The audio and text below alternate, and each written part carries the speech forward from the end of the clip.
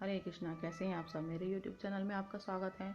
22वां अध्याय, पांचाल कौरव और मगध देशीय राजाओं के वंश का वर्णन। श्री सुखदेव जी कहते हैं, परीक्षित, दिवोदास का पुत्र था मित्रेयु। मित्रेयु के 4 पुत्र हुए, च्यवन, सुदास, सहदेव और सोमक। सोमक के 100 पुत्र थे। उनमें सबसे बड़ा जंतु और सबसे छोटा प्रशत था। प्रशत के पुत्र द्रुपद थे। द्रुपद के द्रौपदी नाम की पुत्री और धृष्टद्युम्न आदि पुत्र हुए। धृष्टद्युम्न का पुत्र था धृष्टकेतु। भरव्यास के वंश में उत्पन्न ये नरपति पांचाल कहलाए। अजमेर का दूसरा पुत्र था ऋक्ष। उनके पुत्र हुए संवरण। संवरण का विवाह सूर्य की कन्या तप्ती से हुआ। उन्हीं के गर्भ से कुरुक्षेत्र के स्वामी कुरु का जन्म हुआ।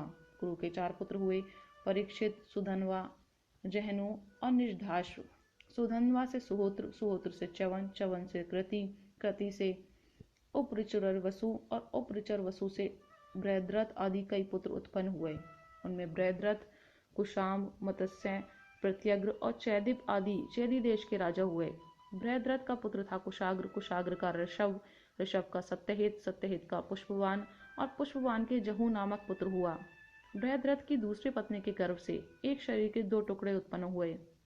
उन्हें माता ने बाहर फेंकवा दिया। तब जरा नाम की राक्षसी ने जियो जियो इस प्रकार कहकर खेल खेल में उन दोनों टुकड़ों को जोड़ दिया। उसे जोड़े हुए बालक का नाम हुआ जरासंध। जरासंध का सहदेव, सहदेव का सोमापी और सोमापी का पुत्र हुआ श्रुतश्रवा।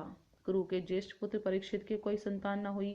जहनु का पुत्र था सुरथ, सुरथ का विदुरथ, विदुरथ का सार्वभौम, सार्वभौम का जयसेन, जयसेन का राधिक और राधिक का पुत्र हुआ अयुत, अयुत का क्रोधन, क्रोधन का देवातिथि, देवातिथि का ऋष्य, ऋष्य का दिलीप और दिलीप का पुत्र प्रतीप हुआ। प्रतीप के 3 पुत्र थे, देवापी, शंतनु और बारीक। देवापी अपना पैतृक राज्य छोड़कर वन में चला गया, इसलिए उसके छोटे भाई शंतनु राजा हुए। पूर्व जन्म में शंतनु का नाम महाभिष था। इस जन्म में भी वे अपने हाथों से जिसे छू देते थे वह बूढ़े से जवान हो जाता था, उसे परम शांति मिल जाती थी। इसी करामात के कारण उनका नाम शंतनु हुआ। एक बार शंतनु के राज्य में 12 वर्ष तक इंद्र ने वर्षा नहीं की।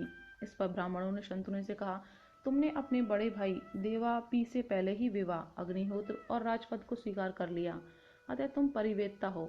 इसी से तुम्हारे राज्य में वर्षा नहीं होती। अब यदि तुम अपने नगर और राष्ट्र की उन्नति चाहते हो तो शीघ्र से शीघ्र अपने बड़े भाई को राज्य लौटा दो। जब ब्राह्मणों ने शंतनु से इस प्रकार कहा, तब उन्होंने वन में जाकर अपने बड़े भाई देवापी से राज्य स्वीकार करने का अनुरोध किया। परंतु शंतनु के मंत्री अश्मरात ने पहले ही उनके पास कुछ ऐसे ब्राह्मण भेज दिए थे जो वेद को दूषित करने वाले वचनों से देवापी को वेद मार्ग से विचलित कर चुके थे। इसका फल यह हुआ कि देवापी वेदों के अनुसार गृहस्थ आश्रम स्वीकार करने की जगह उनकी निंदा करने लगे, इसलिए वे राज्य के अधिकार से वंचित हो गए। तब शंतनु के राज्य में वर्षा हुई। देवापी इस समय भी योग साधना कर रहे हैं और योगियों के प्रसिद्ध निवास स्थान कलाप ग्राम में रहते हैं। जब कलयुग में चंद्रवंश का नाश हो जाएगा, तब सत्ययुग के प्रारंभ में वे फिर उसकी स्थापना करेंगे। शंतनु के छोटे भाई वाहिक का पुत्र हुआ सोमदत्त। सोमदत्त के 3 पुत्र हुए, भूरी, भूरिश्रवा और शल। शंतनु के द्वारा गंगा जी के गर्भ से नैष्ठिक ब्रह्मचारी भीष्म का जन्म हुआ। वे समस्त धर्मज्ञों के सिरमौर, भगवान के परम प्रेमी भक्त और परम ज्ञानी थे। वे संसार के समस्त वीरों के अग्रगण्य नेता थे। औरों की तो बात ही क्या, उन्होंने अपने गुरु भगवान परशुराम को भी युद्ध में संतुष्ट कर दिया था। शंतनु के पुत्र दाशराज की कन्या के गर्भ से 2 पुत्र हुए, चित्रांगद और विचित्रवीर्य। चित्रांगद को चित्रांगद नामक गंधर्व ने मार डाला। इसी दाशराज की कन्या सत्यवती से पराशर जी के द्वारा मेरे पिता भगवान के कला अवतार स्वयं भगवान श्री कृष्ण द्वैपायन व्यास जी अवतीर्ण हुए थे। उन्होंने वेदों की रक्षा की। परीक्षित, मैंने उन्हीं से इस श्रीमद् भागवत पुराण का अध्ययन किया था। यह पुराण परम गोपनीय, अत्यंत रहस्यमय है। इसी से मेरे पिता भगवान व्यास जी ने अपने पैल आदि शिष्यों को इसका अध्ययन नहीं कराया, मुझे ही इसके योग्य अधिकारी समझा। एक तो मैं उनका पुत्र था, दूसरे शांति आदि गुण भी मुझ में विशेष रूप से थे। शंतनु के दूसरे पुत्र विचित्रवीर्य ने काशीराज की कन्या अंबिका और अंबालिका से विवाह किया। उन दोनों को भीष्म जी स्वयंवर से बलपूर्वक ले आए थे। विचित्रवीर्य अपनी दोनों पत्नियों में इतना आसक्त हो गया कि उसे राजयक्ष्मा रोग हो गया और उसकी मृत्यु हो गई। माता सत्यवती के कहने से भगवान व्यास जी ने अपने संतानहीन भाई की स्त्रियों से धृतराष्ट्र और पांडु 2 पुत्र उत्पन्न किए। उनकी दासी से तीसरे पुत्र विदुर जी हुए। परीक्षित, धृतराष्ट्र की पत्नी थी गांधारी, उसके गर्भ से 100 पुत्र हुए। उनमें सबसे बड़ा था दुर्योधन। कन्या का नाम था दुशला। पांडु की पत्नी थी कुंती। शापवश पांडु स्त्री सहवास नहीं कर सकते थे, इसलिए उनकी पत्नी कुंती के गर्भ से धर्म, वायु और इंद्र के द्वारा क्रमशः युधिष्ठिर, भीमसेन और अर्जुन नाम के 3 पुत्र उत्पन्न हुए। ये तीनों की तीनों महारथी थे। पांडु की दूसरी पत्नी का नाम था माद्री। दोनों अश्विनी कुमारों के द्वारा उसके गर्भ से नकुल और सहदेव का जन्म हुआ। परीक्षित, इन 5 पांडवों के द्वारा द्रौपदी के गर्भ से तुम्हारे 5 चाचा उत्पन्न हुए। इनमें से युधिष्ठिर के पुत्र का नाम था प्रतिविंध्य, भीमसेन का पुत्र था श्रुतसेन, अर्जुन का श्रुतकीर्ति, नकुल का शतानीक और सहदेव का श्रुतकर्मा। इनके सिवा युधिष्ठिर के पौरवी नाम की पत्नी से देवक और भीमसेन के हिडिंबा से घटोत्कच और काली से सर्वगत नाम के पुत्र हुए। सहदेव के पर्वत कुमारी विजया से सुहोत्र और नकुल के करुणमती से नरमित्र हुआ।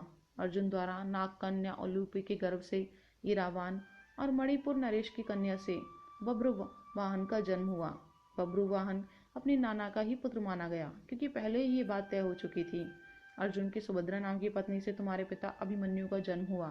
वीर अभिमन्यु ने सभी अतिरथियों को जीत लिया।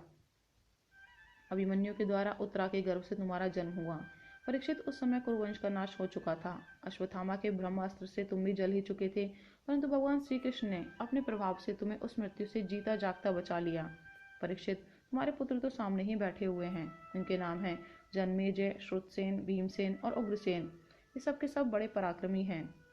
जब तक्षक के काटने से तुम्हारी मृत्यु हो जाएगी, तब इस बात को जानकर जन्मेजय बहुत क्रोधित होगा और ये सर्प यज्ञ की आग में सर्पों का हवन करेगा। ये काव्य तुर को पुरोहित बनाकर अश्वमेध यज्ञ करेगा और सब ओर से सारी पृथ्वी पर विजय प्राप्त करके यज्ञों के द्वारा भगवान की आराधना करेगा। जन्मेजय का पुत्र होगा शतानीक।